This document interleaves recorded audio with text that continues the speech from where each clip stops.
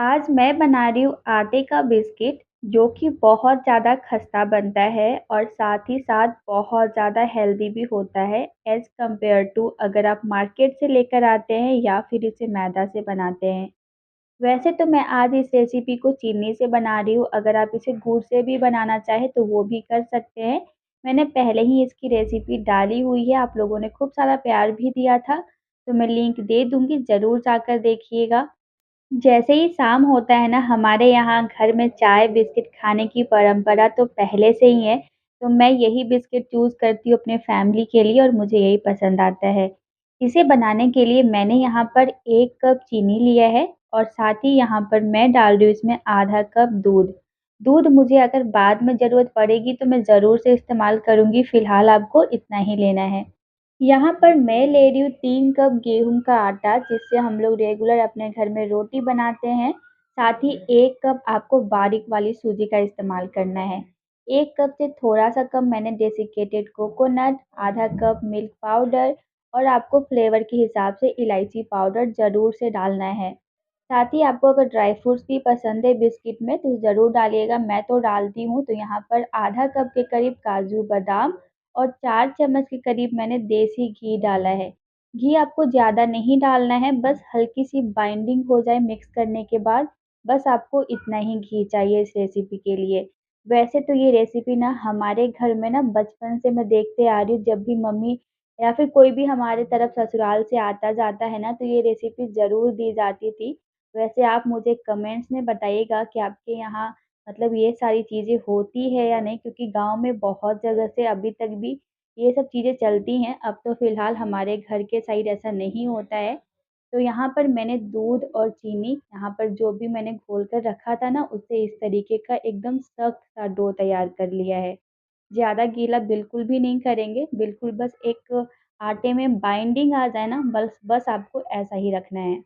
यहाँ पर जब आटे इस तरीके से तैयार हो जाता है ना, तब आपको इस तरीके से कुछ पोर्शन छोटा-सा लेकर के हाथों से चपटा करना है और चपटा करने के बाद आपको यहाँ पर मनपसंद शेप से इसे कट कर सकते हैं। चाहे तो गोला कट करिए या फिर रेक्टेंगल शेप में या फिर स्क्वायर।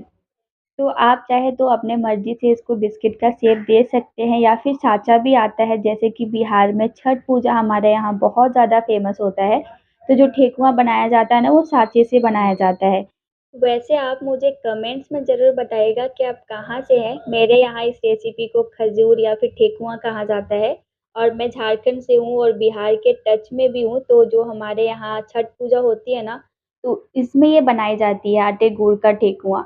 और जब भी मैं हॉस्टल भी जाती थी ना, तो ये रेसिपी खुद से बनाकर लेकर जाया करती थी और दोस्तों को भी बहुत ज़्यादा पसंद आता था मेरा बनाया हुआ और मैंने बचपन से ही सीखा है इसे। तो वैसे तो मैंने एक बैच यहाँ पर बिना तिल के बनाए हैं, लेकिन मुझे तिल का फ्लेवर और टेस्ट बहुत ज़्यादा पसंद है, तो मैंने बचे हुए आटे में 3 चम्मच के करीब तिल भी ऐड किया है।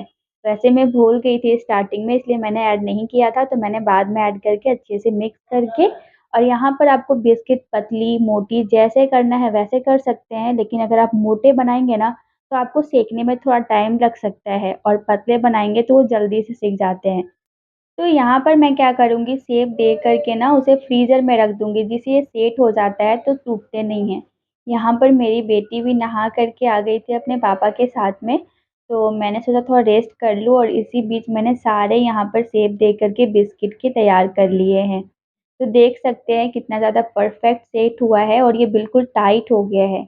इसे तलने के लिए आपको ना एकदम तेल को हल्का गरम रखना है। देखिए जैसे थोड़ा-थोड़ा बबल्स आ रहे हैं ना, बस इसी के जैसा रखना है। फ्लेम को थोड़ा लो रखिएगा इसे तलते वक़्त, क्योंकि ये क्या होता है ऊपर से सिक जाएगा, अगर हाई करेंगे तो अंदर से कच्चा रह जाएगा। तो यहाँ पर मैंने इसे अलग-अलग कर लिए, चिपक गए थे और बिल्कुल भी मुश्किल नहीं होता है अलग करने में, क्योंकि थोड़े टाइट हो जाते हैं ना फ्रीज़र में रखने के बाद।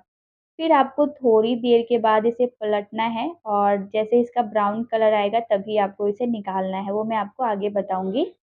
एक चीज़ इस बिस्किट की मुझे बहुत ज़्यादा ख़ास लगती है ना, कि इसे आप महीनों तक स्टोर करके रख सकते हैं या फिर अगर बच्चे आपके बाहर पढ़ाई करते हैं या फिर कोई बाहर रहता है ना, तो भी इसे बनाकर दे सकते हैं और ख़ासकर छोटे बच्चों के लिए तो ज़रूर से बनाकर रख लीजिए। मार्केट वाले बिस्किट से बहुत ज़्यादा हेल्दी और टेस्टी होते हैं। तो मेरी बेटी जब से हुई है ना, तो मैं थोड़ी-सी वो सब चीज़ों को लेकर ज़्यादा केयर करती हूँ। बाहर की चीज़ें ना मैं कम देना पसंद करती हूँ। इसलिए मैं सजेस्ट करूँगी आपको भी कि आप घर पर बनाइए, बहुत अच्छे बनते हैं और अपनी बेटी या फिर अपने बच्चों को दीजिए, तो आपको भी अच्छा लगेगा। और मुझे थोड़ी आसानी भी हो जाती है ना, क्योंकि उसे पसंद भी बहुत ज़्यादा आता है। तो देख सकते हैं यहाँ पर बिल्कुल इस कलर आने तक आपको फ्राई करना है।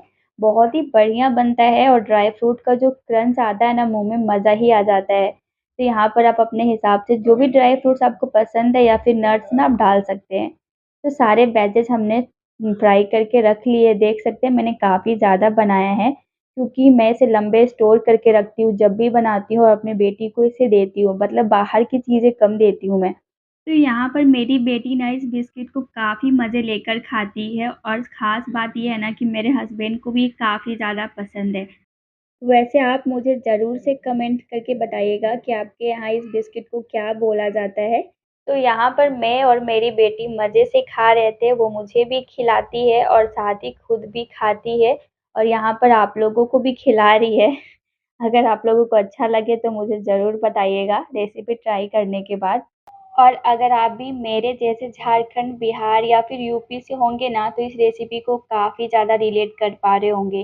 क्योंकि अधिकतर चीज़ें ऐसी होती हैं ना कि हमारे इर्द-गिर्द होती है, मतलब हम लोग एक रेसिपी को अच्छे से जानते हैं कि इसको क्या कहते हैं, किस तरीके से बनाया जाता है। मतलब रेसिपी तो सेम होती है, बनाने का जो तरीका होता है, उसमें 19-20 का फ़र्क होता है, अगर हम लोग सेम स्टेट से, सेम जगह से बिलॉन्ग करें तो।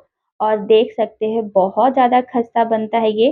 जैसे इसे आप बनाएँगे ना गरम-गरम में, ये थोड़ा मुलायम रहता है, लेकिन जैसे-जैसे थोड़ा टाइम से ठंडा हो जाएगा ये, तो बहुत सख्त, मतलब ऊपर से खस्ता होता है, अंदर से थोड़े सॉफ्ट हो जाते हैं और एकदम टाइट से हो जाते हैं। तो इसे ठंडा होने के बाद ही इसे डब्बा में स्टोर करके आप आराम से 2 महीने तक इसका मज़ा ले सकते हैं और आराम से मार्केट वाले चीज़ों से दूर भी रह सकते हैं। तो आई होप कि आपको मेरी रेसिपी बहुत ज़्यादा अच्छी लगी होगी, तो ज़रूर से पहली बार अगर मुलाकात हुआ होगा ना हमारा, तो सब्सक्राइब कर लीजिएगा। चलिए मिलती हूँ नेक्स्ट वीडियो में, बाय बाय।